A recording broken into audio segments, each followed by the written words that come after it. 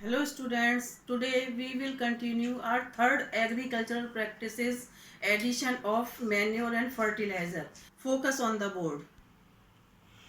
Continuous cultivation of crops in the same field for several years deplete nutrients from the soil.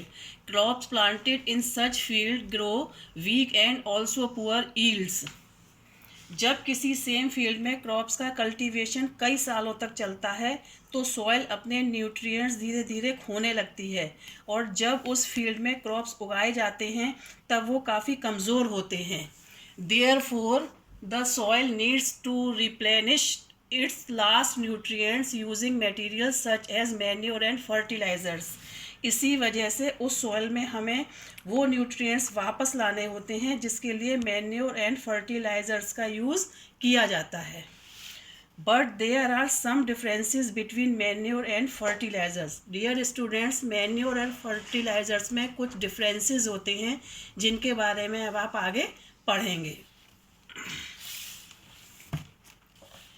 Manure is an organic substance that is derived from animals' waste and plant residues. It is prepared in field. Manure जो है वो एक organic substance होता है जो कि animal waste और plant reduce होने से प्राप्त होता है और यह फील्ड में तैयार किया जाता है. Second is it is rich in organic nutrients but not rich in nitrogen, phosphorus and potassium. इसमें ऑर्गेनिक न्यूट्रिएंट्स होते हैं लेकिन नाइट्रोजन, फॉस्फोरस एंड पोटेशियम नहीं होते हैं क्योंकि ये इनऑर्गेनिक हैं. Quite bulky and difficult to transport. ये क्वाइट बल्की होता है इसलिए ट्रांसपोर्ट में ले जाने में डिफ़िकल्टी होती है. और fertiliser less bulky and easy to transport. ये लेस बल्की होता है और ट्रांसपोर्ट में ले जाने में ईजी होता है. Not harmful but may not be helpful to remove specific nutrients deficiencies from the soil.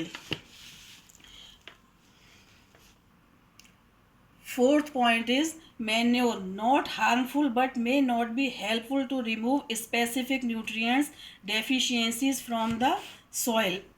यह हार्मफुल नहीं होता है लेकिन ये सारे न्यूट्रिएंट्स की कमी को पूरा नहीं कर पाता है.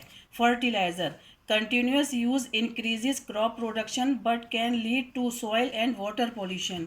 यह क्रॉप प्रोडक्शन को तो बढ़ाता है लेकिन सॉइल और वाटर पोल्यूशन क्रिएट करता है.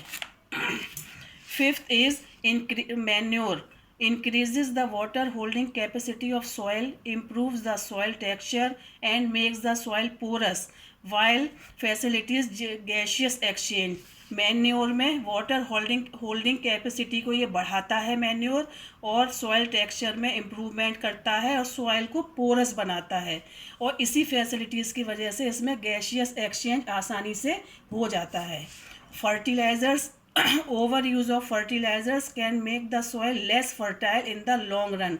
काफ़ी लंबे समय तक फर्टिलाइज़र का यूज़ करने से सॉइल जो है उसमें उसकी जो उर्वरा शक्ति होती है, उसका जो उपजाऊपन है वो कम हो जाता है. Not manure not soluble in water thus absorb by plant slowly. Manure जो है ये वाटर में सॉल्युबल नहीं होता है, इस वजह से प्लांट्स उसको धीरे धीरे एब्जॉर्ब करते हैं. और fertiliser dissolve in water readily thus can be absorb by plants quickly. ये वाटर में जल्दी से डिजॉल्व हो जाता है जिसकी वजह से प्लांट उसको क्विकली एब्जॉर्ब कर लेते हैं. मैन्योर के एग्जाम्पल्स हैं composed is the manure obtained by the decomposition of dead plants and animals. जो डेड प्लांट्स और एनिमल्स होते हैं उनके डिकम्पोजिशन के बाद जो कंपोस्ट बनता है उसको मैन्योर कहा जाता है. और फर्टिलाइज़र का एग्जाम्पल्स यूरिया, अमोनियम सल्फेट और पोटाश. यूरिया, अमोनियम सल्फेट और पोटाश ये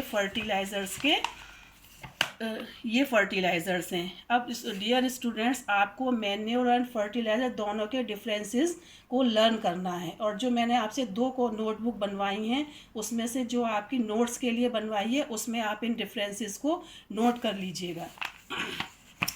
ऐसी 2 टेक्निक्स और होती हैं जो सॉइल क्वालिटी इम्प्रूव करने के लिए यूज़ की जाती हैं, जैसे कि field fallow and crop rotation.